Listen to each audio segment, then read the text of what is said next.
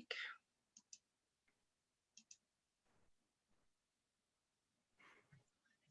Hi, everybody. Welcome to Durham College's Ethical Leadership in celebration of the National Engineering Month. We're very excited to have you here. We're just waiting for a couple more people to join us. So if you don't mind, just getting comfy, get your cup of tea or coffee, and we will get started in a couple of minutes. We're very excited to have you. We've got two very exciting speakers as well. So just sit tight and we'll be right with you.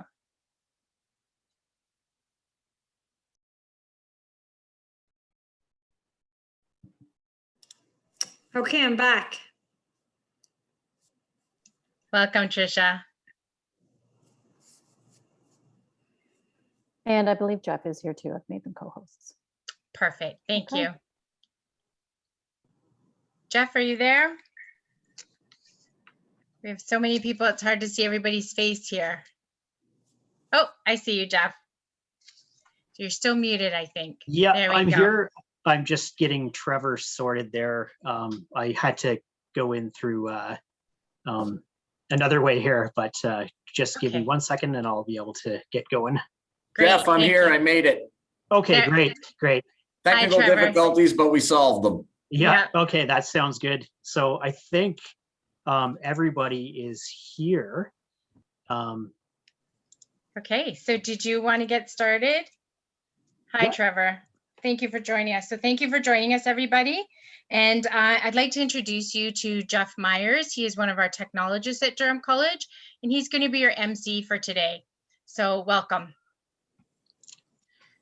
Yes, I will get us started here, Lori. Thank you very much, everybody, for joining us.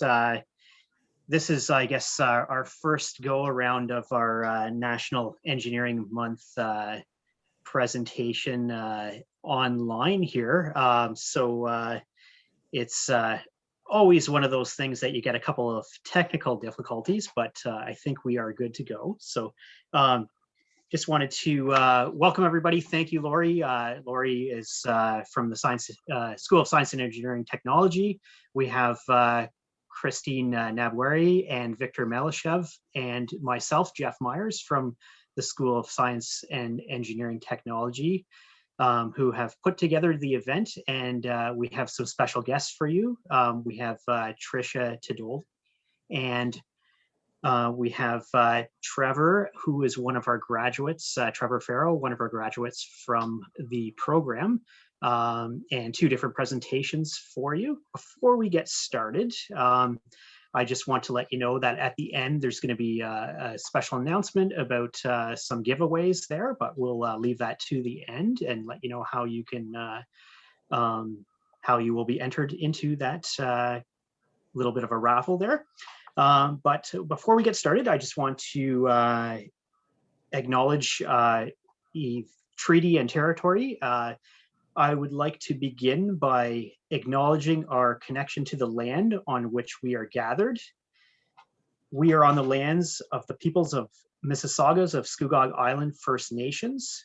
We are situated on the traditional territory of the Mississaugas and territory covered by the Williams Treaty. We are thankful for the opportunity to teach and learn on the lands of the people of the Mississaugas of Scugog Island First Nation.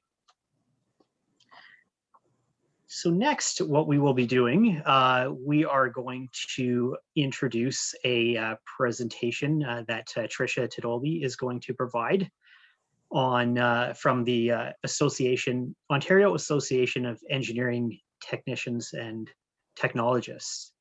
So I guess without further ado, I will ask Tricia if you're ready, if you'd like to get started. We can switch our screen over. And Christine, if you don't mind passing over control to Tricia, we'll have the presentation there. Thank you very much. Okay, so good afternoon, everyone. My name is Tricia Tidaldi, and it is my pleasure to be here at this event through Durham College. I miss being in person and seeing all of the students and all of the faculty and my contacts. So Jeff, it's been a few years since we've seen one another. So it's nice to see everyone's face. This is a wonderful opportunity for you guys to learn about your professional association. So what I'm going to do is I'm going to go through some general information about OACETT, what the certification process looks like, how you guys can become student members, and what's involved with your membership benefits, okay? And in the chat, once we're finished with everything, I will provide my email address. So if anyone has any further questions after we open up the forum, you can reach out to me. I'm really happy to say that we actually have an event from a speaker by the name of Soraya Herbert, who's helping professionals and companies and students understand and discover ways to create engaging content to boost themselves and their digital footprint for a higher chance of their return on their investment and their education. So this is actually an event that's happening on April the 12th at 12:30 to 1. So I'm actually going to ask a question to the group, and then whoever is the first person in the chat to answer the question correctly will get free admission into this Instagram event, or sorry, yeah, at the Instagram event. So that's pretty cool. So let's get started here. So some general information about OACETT. So we are an independent certifying body that holds the protected title rights to the certified engineering technologist and the certified technician designations. So how do you guys determine the difference between the two? Well, primarily it is the education in which you're currently completing. So if you are in an engineering or applied science technologist program, so a 3-year program, you would most likely qualify for our CET designation, the Certified Engineering Technologist.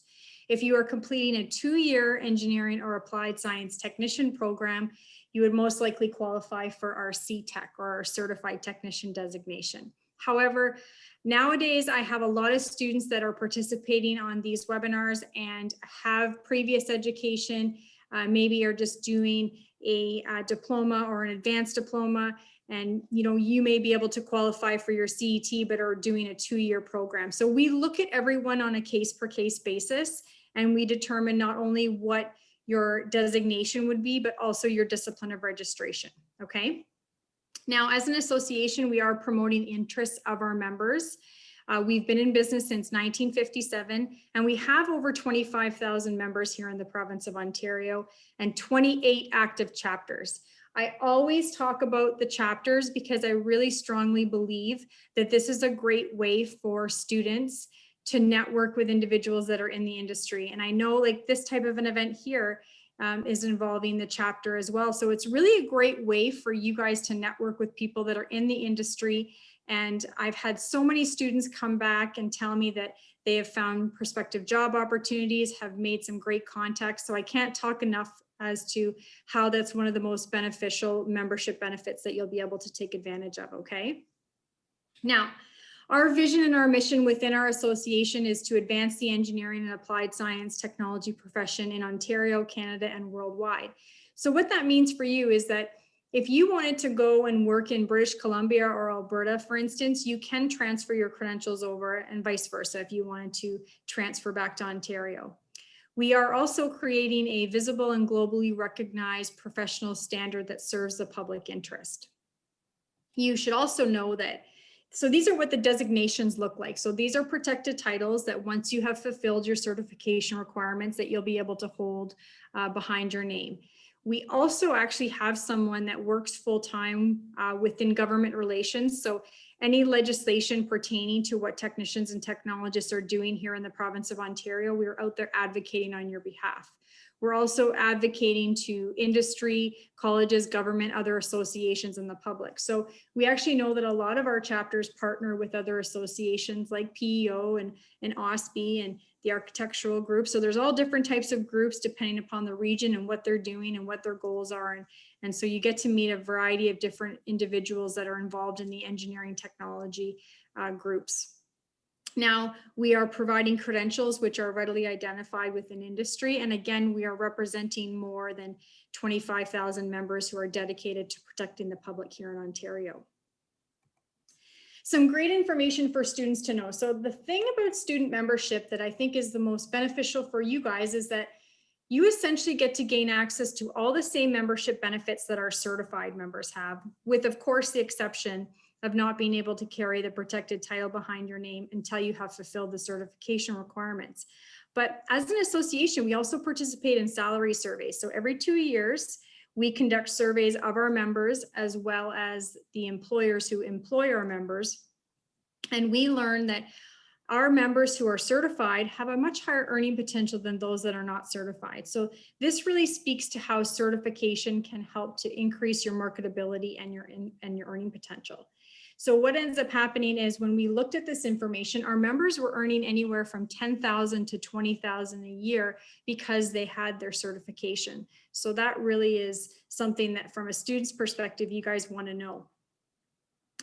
Now, we talked a little bit about discipline. So within our certifying body, we have 15 disciplines in engineering, technology, and applied science. So depending upon the program in which you are enrolled in or completing, or what your background is in, we would determine not only whether you'd qualify for your CET or your CTEC, but also your discipline of registration. So we're going to go through and discuss, what the disciplines are. So we have bioscience, building for those that would be in the architectural field. We have civil, chemical, computer, electronics, electrical, environmental, geomatics, geological, industrial instrumentation, mechanical, mining, and resources.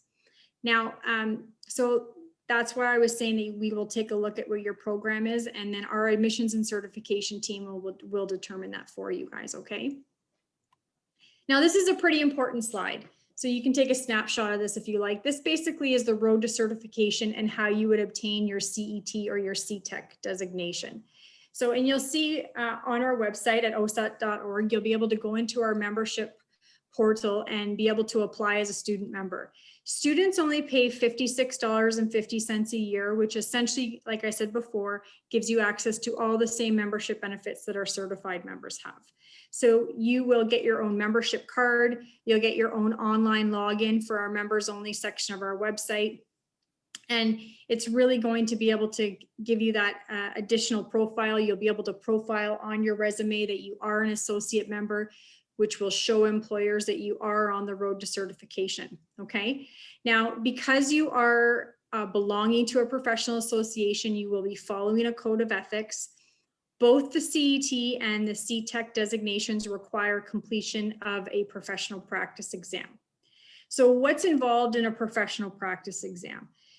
This is a multiple choice based exam that's done completely online. You can do it from the comfort of your home, 365 days a year, 24/7.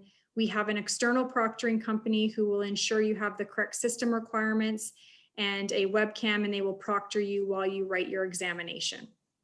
Now, it's made up of law, ethics, and business practice. So you do need a 50% grade in order to pass the exam. I always get asked the question, well, Tricia, what happens if I fail the exam? So if in the instance you were to fail the exam, say, for example, you failed the ethical portion, that would be the section that you would be rewriting. So you're not rewriting the whole professional practice exam, you're only rewriting the ethical portion, okay? Now, once you register to write the examination, you will receive an ebook study format, which you can download. It is printable as well. And that would have all of the information that you would need in order to prepare to write the exam. But if you feel that you need a more guided approach, we do have an online professional practice exam seminar, which has sample study questions, access to a knowledgeable instructor. So that is something that is available to you. Now, you can certainly write this exam while you are a student, or you can wait until after graduation. The great thing is that for students, we also have a professional practice exam rate for a student. So students only pay, it's $90.30, which includes HST. And then obviously, this is while you're still a full-time student that you would be able to take advantage of that rate. So for instance, let's say you were graduating this year in 2021, you would have until December 31st, 2021 to not only get your student membership at the student rate, but also the professional practice exam. The good thing is though, is that when you register to write the exam, you would have 6 months from the time of registration to actually write it. So you do have that time to prepare and study for writing the examination, okay? So keep that in mind. Now, once you guys have graduated and completed your program, you will have to contact the registrar's office of your school, and they would send your transcripts to OACETT to verify that you have completed the academic component of certification. Okay, so keep that in mind. Right now, because we're in the middle of a pandemic, we are accepting emailed transcripts, so that's something that we're doing right now. Now, for those of you that would be working towards your CET certification, so are in 3-year programs, you are also required to submit a technology report. So this technology report, it is a 2-step process. It is written within your related discipline, and you will see on our website all of the guidelines that you would need. You would also see samples within civil, mechanical, and electrical, and you'll also see that we have a technology report writing seminar. But a lot of students utilize, they either have a capstone project or perhaps even a technology report that they're doing in their final year, and they can certainly look at using that as a stepping stone for what they need to submit to OACETT. Because once you submit your proposal and once you receive approval, you have 1 year from that time frame to actually submit the report. And you'll see online the guidelines. It's a 16-page document. It goes through all the structure and the mechanics of the report, how you're evaluated on both the proposal and the report. So it's very detailed. So I always tell students to make sure you guys go and check that out. So there is a page where you'll be able to apply for student membership, where you'll see the professional practice exam information as well as the technology report. Now, finally, you do need to have 2 years of relevant work experience within your related discipline. So if I have anyone that has previous work experience, maybe you've done a co-op, a summer work term, anything like that, make sure you're keeping track of that work experience, because OACETT may be able to take up to the 1 year of the 2 years that's required, or you may have all of it depending upon the level of the work experience in which you have. So keep that in mind. You also have to keep in mind that you will have to provide professional references that will verify the work experience that you're submitting, okay? Okay, let's move along to membership benefits. So we talked about, being able to carry the protected title behind your name. Make sure that you're profiling that you are an associate member on your LinkedIn profile, on your resume, all that kind of stuff. We talked about increasing your marketability and your earning potential. You will gain access to all of our events, our professional development information. We also have exclusive access to OACETT members who will be able to post their resume, view our job postings on our career site. So all of that is available to you. Again, networking with your local chapter. We have some great affinity partners that help our members to save money on various products and services. So we have discounts through CAA. The Personal provides automobile and home insurance, Mark's Work Warehouse. All of that is all available and accessible on our members only section of our website, which again, you'll get when you get your membership card and your online login and so on. Now, we also have a wonderful publication, the Ontario Technologist Magazine, that goes out every 2 months. So it is distributed 6 times a year, which will be sent to your home address. Your name is published in the magazine when you become a member, as well as when you get certified. And then also, just so that you guys know, it really keeps you guys current and up to date as to what's happening in the industry. So I always tell students to make sure you guys are reading up as to what's happening. So it really keeps you current. So what I want to do now is, what kind of time do I have? I have a few more minutes here. So what I want to do is, I first of all want to do this draw for you guys. It's a really easy question, and someone's going to get it right away. And I'm going to ask you to type it into the chat. And then whoever is the winner, which I will announce, you would just send me your email address, and then I will send you the registration details and how to get into this Zoom event. Okay. So one other thing I want to also do is I'm going to bring you onto our website here. Just 1 second. And I also want to include a great video that OACETT has recently created that is comprised of a lot of our members. And I'm going to put this into the chat here too while we can. And then I know Trevor, it's his turn next here. So let me just see. Okay, so this is the link to the wonderful video. So my question for the draw is, at the beginning of the presentation, we talked about how many members we have in the province of Ontario. So we have over 25,000 members here in the province of Ontario. So how many chapters do we have in the province? Close. 28, yes, awesome. Ding, ding, ding, ding, ding. So Elia, if you would please send me your email address. So I'm gonna put my email address in here for everyone. If you have any other questions, you would email me. That would be awesome. And then I can send you that information. So what I also did was I included the YouTube link to the video. So make sure you guys check that out. It's awesome. I'm just gonna go onto our website here quickly, stop sharing, and then I'm going to start sharing again. One sec here. There's so many different platforms that I've been using through all the different schools. One sec.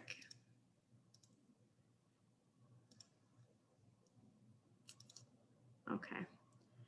I don't have that option anymore. Okay, so what I'll do here is I will just open up the floor to any questions that anyone might have. Let's see if I can get my chat part up here again. Chat. Okay, I got that.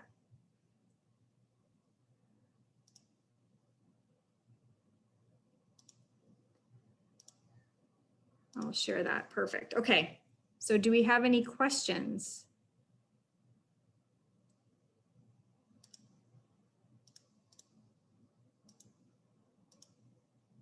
Oh, I can't see the chat now. Hold on 1 second here. What's going on? I'm sorry, guys. So there's a couple, Trisha, here for Yeah. you. Yes. Let me just see it here. There was one asking about, so does the $56 include exam fees? No, so as I said, remember we talked that the exam fees are separate. So they are $90.30 to write the professional practice exam. Okay, great. Thank you. Yeah, you're And- welcome. And how many questions are on the exam? Oh, I don't know the answer to that. That's a good question. So multiple choice, it's approximately 3.5 hours in length and it's made up of 3 sections, but I am going to find the answer to that because I've never been asked that question. And I think this might be our last question. Sure. Also, in a 3-year program, one will pay for membership 3 times. Yes. Is it appropriate to wait until the final year and only pay once?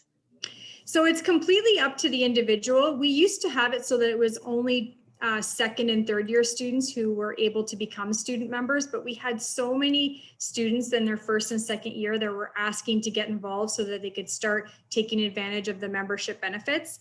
So it's completely up to the individual. You know, for me, in my, the feedback I've received is that a lot of 1st year students like it because especially if they're going to be looking for part-time work or a co-op or anything like that, it does help from that perspective. And then again, you know, the insurance, the other benefits are all far outweigh the $56 they have to pay. Okay, so there's 2 more questions. I'll ask those and then maybe we'll turn it over to Trevor. Well, I'll turn it back to Jeff to introduce Trevor.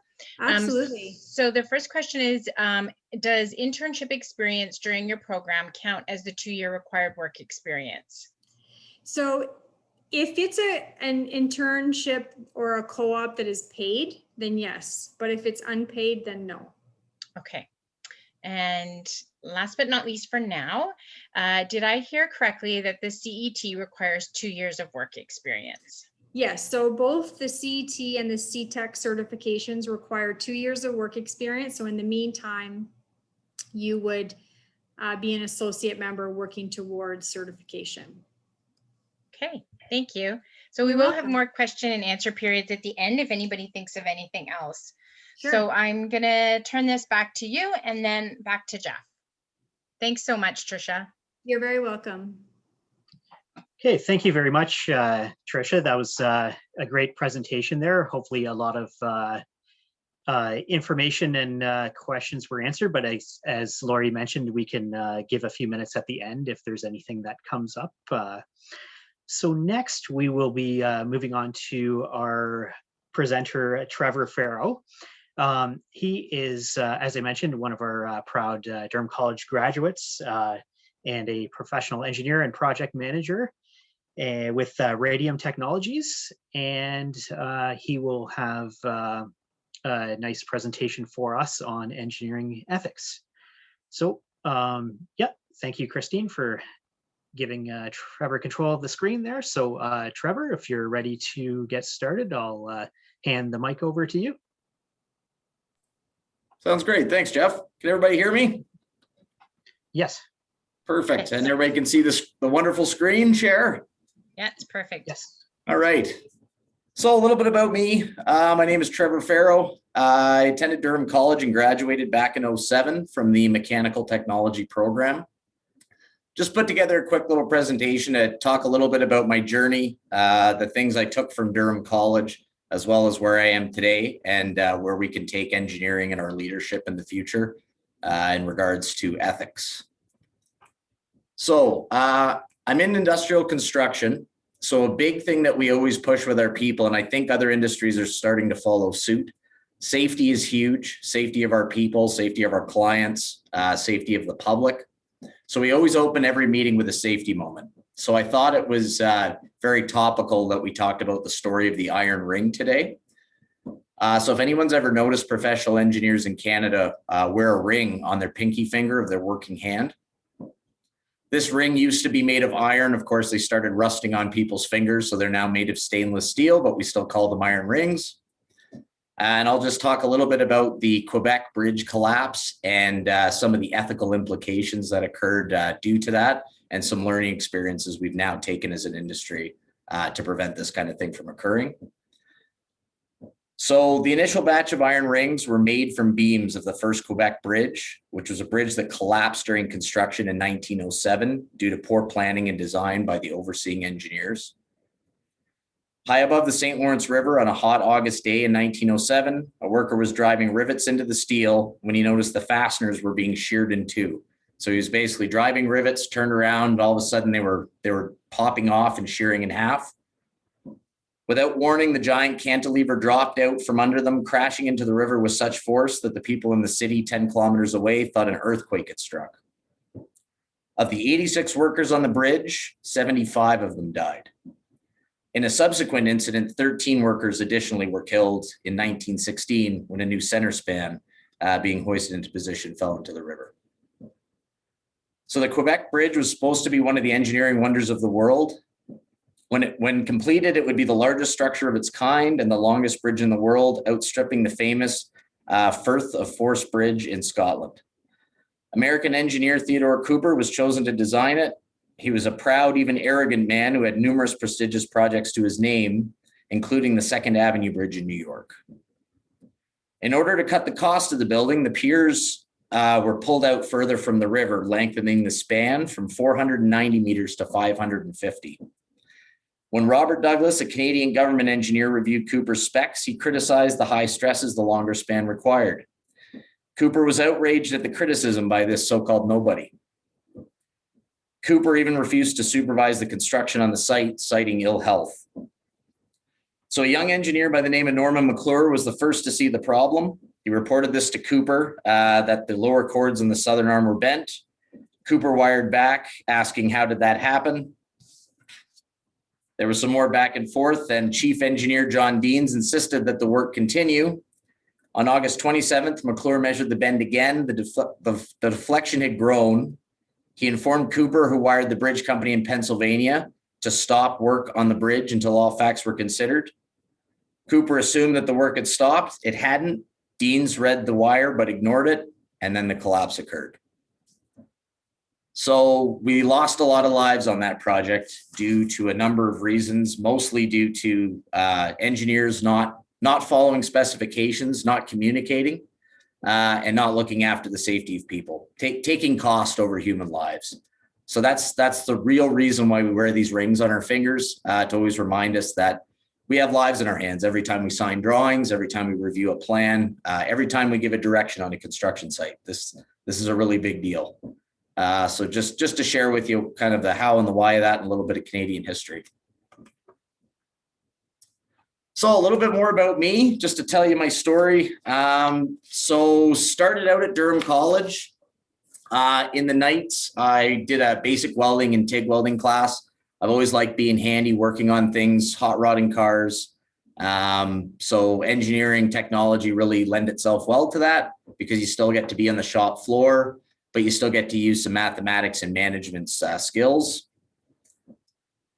So the technical training at Durham College, I'll talk a little bit more about that. I'm sure some of you are already in the program, it sounds like, so you know all about it and everything it's got to offer. But some of the big things that I really took from it that have helped me in the industry, the CAD CAM training is really big. I didn't end up going into automotive, which you think I would have.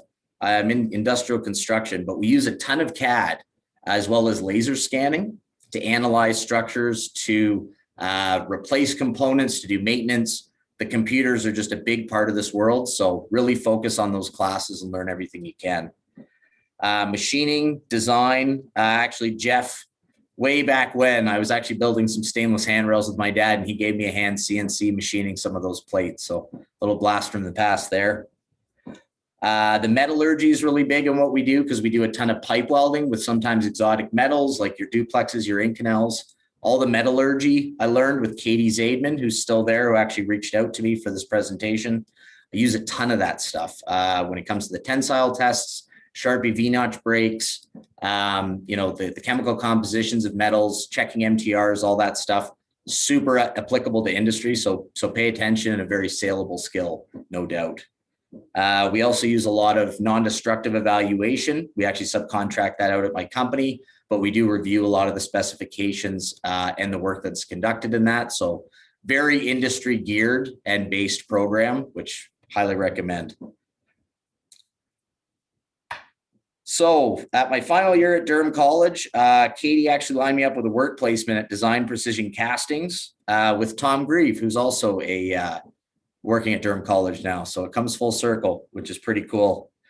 So we did, it was investment casting. So the lost wax process, which is really interesting. You basically make a positive of the part you want out of wax, then it's coated in ceramic.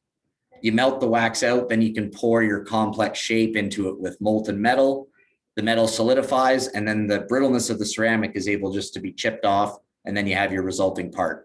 So pretty neat process, learned a lot from that. Took all these foundations that I had between college and the work experience that Durham College helped me build on, and ended up going to university after. So I worked for about a year, decided, hey, let's go get the PEng, why not? Ended up going to Lakehead. They've got a great transition program. So I was able to use the knowledge and the education given to me from Durham College to build on to obtain a degree in less than 3 years. So that's definitely an option if somebody wants to continue education. And at Lakehead, I ran the Formula FSAE team. And I'm not sure if anybody knows about this. I'm sure UOIT has a car. But basically, you scratch build a mini Formula car and you race it in Michigan. So if DC is not involved with this, Jeff, you guys should look into it because it's pretty cool and really inspired me and my automotive sense and fabrication. And I'll tell you, for a group of technologists that end up getting into university, we had one of the best cars there because the hands-on skills that we gained, is just immeasurable compared to people that just have the book smarts going straight to university. So can't say enough good things about the tech diploma. And that's really what I use today. I'll be honest with you, all the mathematics in university is great and you can win some arguments in a boardroom, but at the end of the day, the technical hands-on knowledge in the tech program, unparalleled. And I've met a lot of great techs out here that have done great things with these diplomas. So a little slide on FSAE. Again, that was my crowning jewel of graduating uni. That was a heck of a lot of fun and highly recommend the project. It teaches a lot of hands-on skills, allows you to take that classroom knowledge and really put it towards an actual project. A lot of learning, taking the bookwork and really putting it to work in the shop. So a little bit about the work experience. So after Lakehead, I got a job offer to come out to beautiful Alberta to work in the construction industry. So I jumped at that chance, said, let's take a chance. Let's see what this is going to do. So Design Precision Castings, of course, talked about the lost wax process. I did some R&D in my summers as an intern as well for a product design firm in Ottawa. Kiewit Energy offered my start. So it was my extracurricular activities that actually got me that job offer as well. So if anybody's looking to get into any of these kind of programs, they definitely look good on a resume, as well as the technology backup. They really liked that at Kiewit. So that's part of what got me that job. So worked in Fort McMurray for a couple of years, fly in, fly out, did field engineering. Then I was running crews, primarily oil and gas facility construction, but some industrial work as well. Then got my job that I currently have with Radium Technologies as a project manager. So this kind of widened my role to doing a lot more estimating, project controls, cost tracking, things of that nature. As you progress through your career, you end up following the money in a way. It's all about cost. So you really have to have a good mathematical sense and looking for efficiencies that can be made in any of these processes.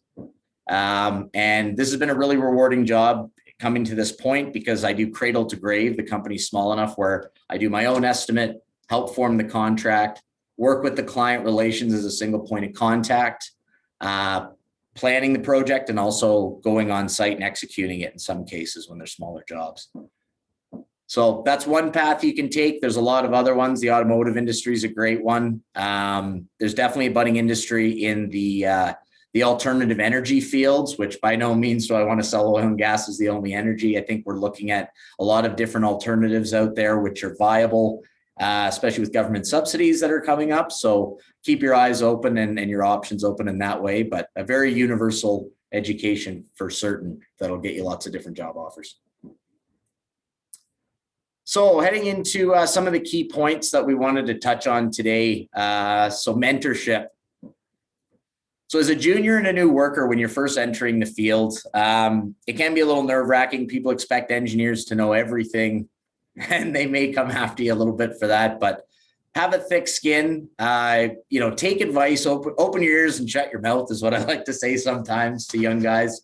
There's a lot to be learned from the people that have been around for a while, and it'll definitely help fast track your career. At the same time, don't let people talk you into to doing things you're not comfortable with. Make sure that you're being confident with what you do and what you know. As far as advice goes, if you're a young engineer and young technologist, you'll probably be managing people at some point. Taking this advice and experience can save your life or someone else's, especially on a construction site. If you don't know what you're doing, don't go tell someone to go do that task. Really think it through and make sure you're doing the right thing, because you got people's lives in your hands. Again, back to the bridge scenario, something to keep in mind all the time.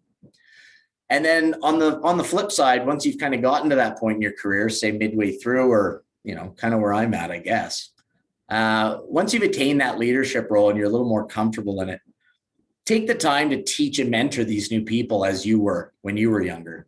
I think, giving back is really important, whether it's teaching that new technologist or even, teaching one of the guys on the shop floor that, hey, this is the right way to use this machine. This is a safer way to go about it, et cetera, et cetera. Teaching good habits and ethical dealings. I don't think that can ever be a tired point.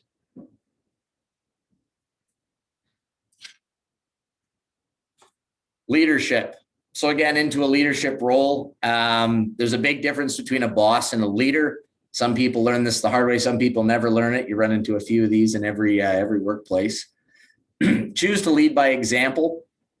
People are going to watch what you do and they're going to emulate that. So you have to be using the same strategies and the same methods that you want your people themselves to use. Don't be taking shortcuts. Steward to the client, representing your team. This is a big one. So you're the face of the company when you're in a leadership role. Making sure you're not, using foul language or slang in emails, little things like that, right up to, really opening your ears and making sure clients' issues are dealt with, as well as your own people's. Protect your people, be the umbrella. This is a big one for me. You got to back your people up and protect them from whether it's the client or corporate coming down on you. You really got to back your people up and make sure that they're happy and they're well adjusted and productive. And reputation and earning the right to lead.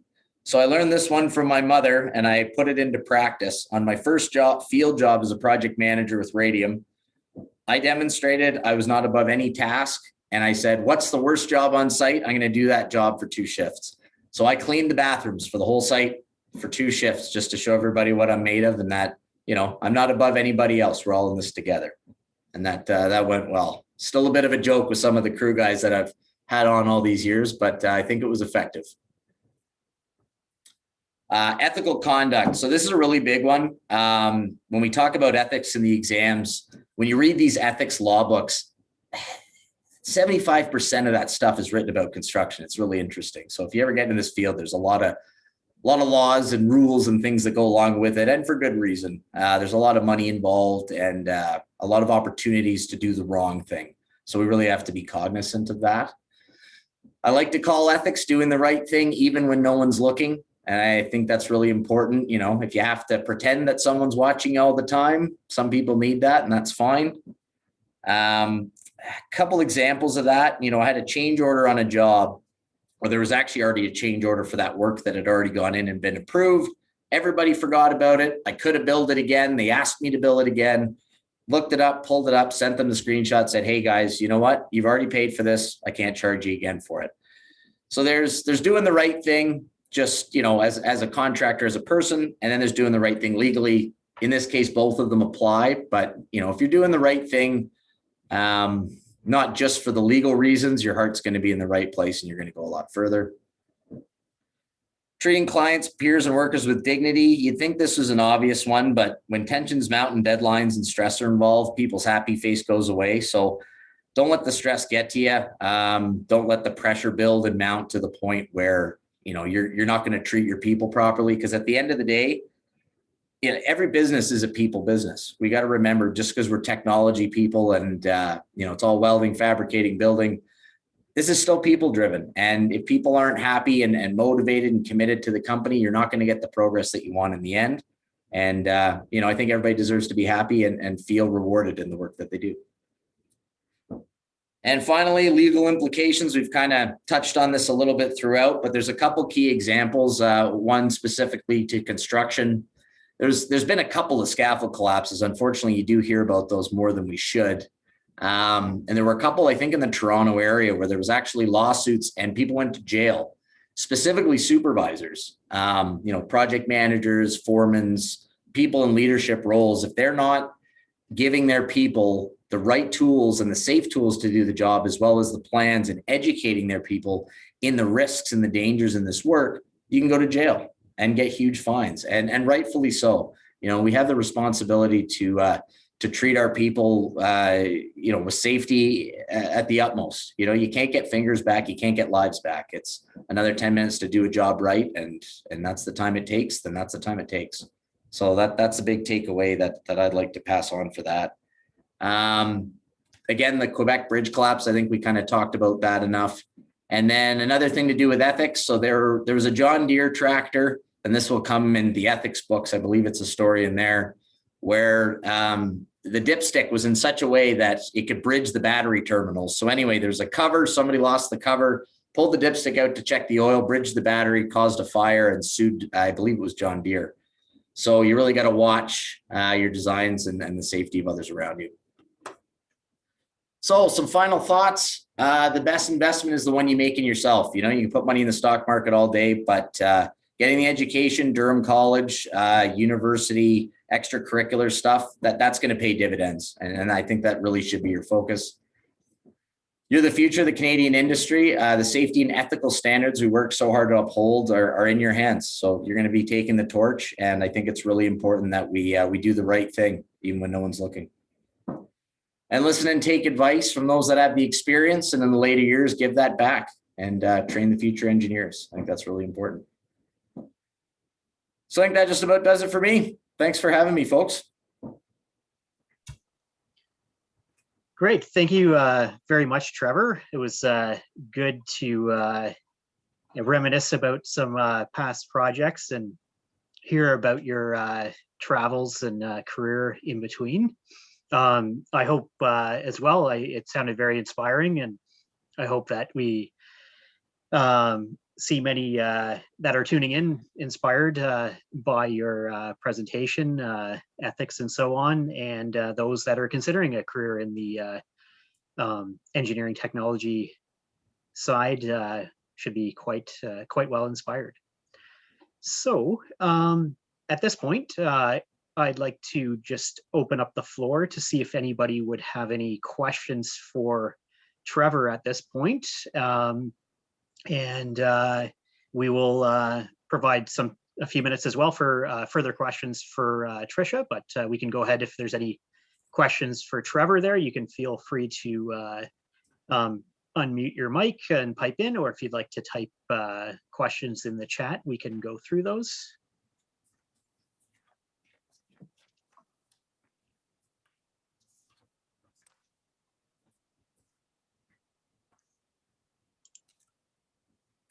I can also share my email address if anyone wants to take it offline or has any questions. I'm happy to do that.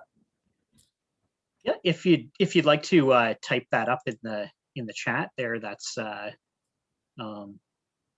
perfect. If you don't mind sharing it there for others, Absolutely, trying to figure out how to do that.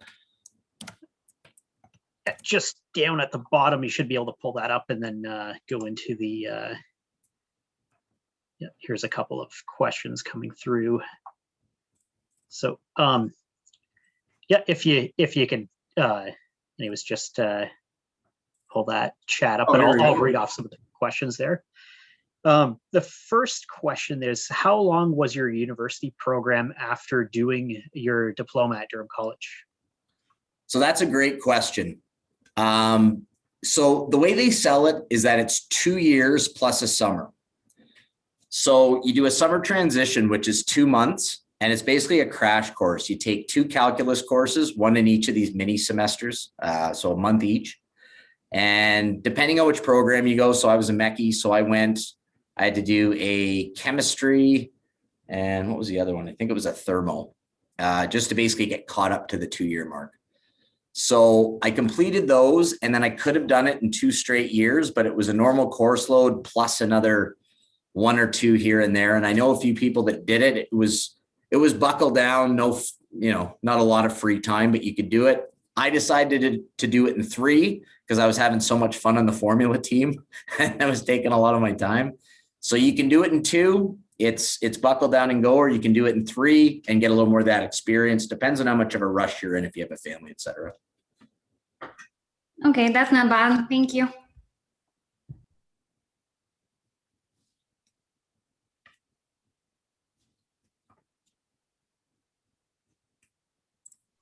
Sorry, forgot to unmute my mic there again. Anyway, so just asking if anybody else has any further questions for Trevor.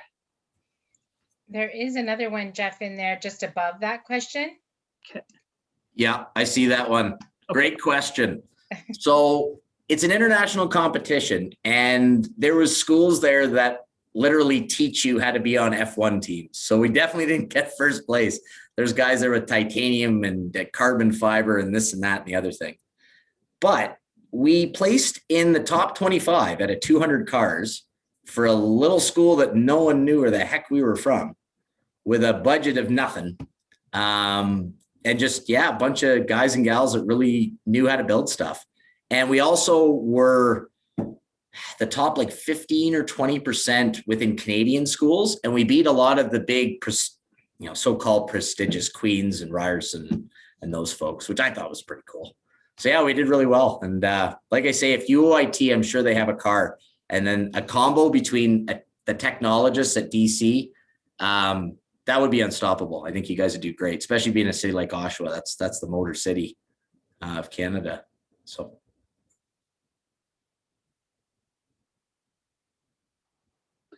Yeah, that sounds good. I definitely made use of your skills learned in the technologist program here. Yeah, it's good. And yeah, I see Brent Lassard there. He's joined us for this. Just sent out a congratulations to you as well there. Nice to see you, Brent.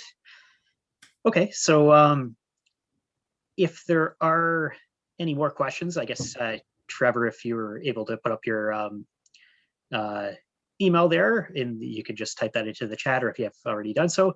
I'll just ask, as we're getting close to our time, that are there any further questions for Tricia? And also, Tricia, if you would like to, I know you've provided your email address there. I guess if there's any final comments or anything from either, then feel free to stop me and pipe in there. And as we just see if anything populates the chat there, I'll just want to mention that I guess we are going to provide a raffle there that you'll be able to, you'll be entered with your email address there, and we'll be in contact with those who have been picked from that raffle. And is there anything that, Lori, you'd like to add for before we wrap up here? Hi, Jeff. Thank you. So my name is Lori Blunden, and I'm the manager in the School of Science and Engineering Technology. And I'd just like to start off by thanking Trevor and Tricia so much for talking to us today. Both amazing conversations and so helpful for our students. So thank you very much. We really appreciate it. And it was wonderful talking to both of you. The other thing that I wanted to do is just thank everybody that has joined us today. We hope you've enjoyed this and you've found it helpful. There was also a screen there just to sort of let you know as well, our open house is coming up. And so anybody who would like to join us, we would love to see you on March 27th. And last but not least, I want to also thank Jeff and Victor and Christine who organized this event so that we could all be here today. So thank you so much to all of you. And before we leave today, there will be a quick poll that will launch. It's three quick questions, or one, actually maybe only one. And if you could just answer that for the National Engineering Month Organization Committee, they would really appreciate it. And we'd love to hear from you. So if there's other ideas that you would like in the future for speaking engagements, we're in a virtual world now and it's so easy to do. So just let us know. We'd be happy to hear from you. So thank you again, Trevor and Tricia. It was wonderful to meet you. Thank Absolutely. you. Thanks for having me. Yeah, you're Thank very you. welcome. Okay, I guess that we've got the poll up there. So yeah, you can, all the attendees, you can feel free to answer your questions there, and we'll run that for a couple of minutes. And further, I just wanted to also thank everybody for joining. Thank you, Trevor, very much, and Tricia, for making it a successful event there. I think there's a lot of inspiration there as far as what the future holds for those who are enrolled in engineering and applied science technology programs here at the college, and those who are also thinking about getting into engineering and applied science technology as a career. Many ways to go further with your education, as we've discussed as well, and many different areas to get into that I find quite interesting myself, having worked in a few different aerospace and automotive, not construction myself, but it's always there's a good path to go, and as was mentioned, if you learn some, it can a lot of transferable skills into other areas. So we've got the poll going for a couple minutes there. We're just having a look at seeing if a few more answers are coming through. How long would you like to run that poll for there, Lori? I think actually it doesn't look like there's anything new coming in now. So Okay. I think that we would be fine to leave it at that. Yeah. Okay. All right. 76% have voted. So Okay. Yep, that seems pretty reasonable. So I guess we are at about the 3 o'clock hour, and if there's any final remarks from anyone, anyways, welcome that. If there isn't, then I look forward to the next time we are able to put on another event there in the future. So again, I thank everybody for coming out, and if you're interested as well, attend our open house virtually that's coming up next Saturday there. And I'd like to thank everyone and enjoy the rest of your St. Patrick's Day. And looks like we have some better weather on the way as well too. So, thank you very much, everyone. So I hope to see you all soon. Have a Thank you. good day, everyone. Yes, you too. too. Thanks so much. You're Bye. welcome. Thanks, Bye. Trevor and Trisha. Everybody, good job.